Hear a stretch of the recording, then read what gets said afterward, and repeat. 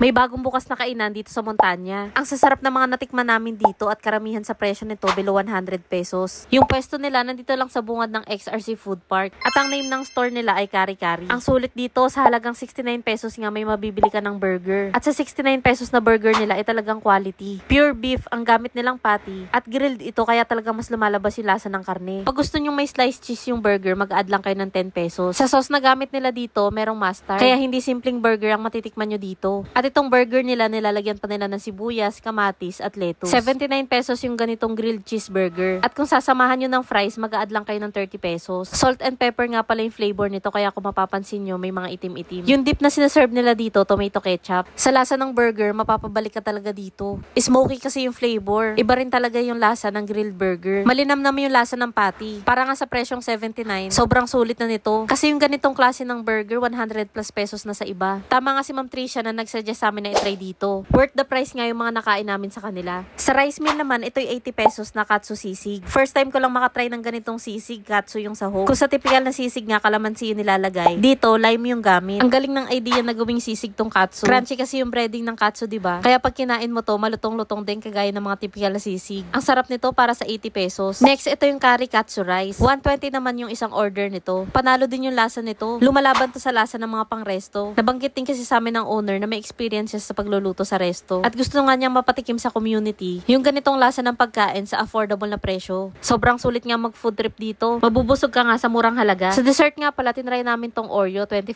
pesos. At sa drinks, tinry namin tong Thai milk tea. 59 pesos to at ang sarap. Lasang-lasa yung tea at hindi puro tamis. Kaya sa mga naghahanap ng food trip dito sa may Barangay Burgos, try nyo na rin dito sa Kari Kari. Promise, sulit sa presyo yung mga pagkain na sinaserve dito.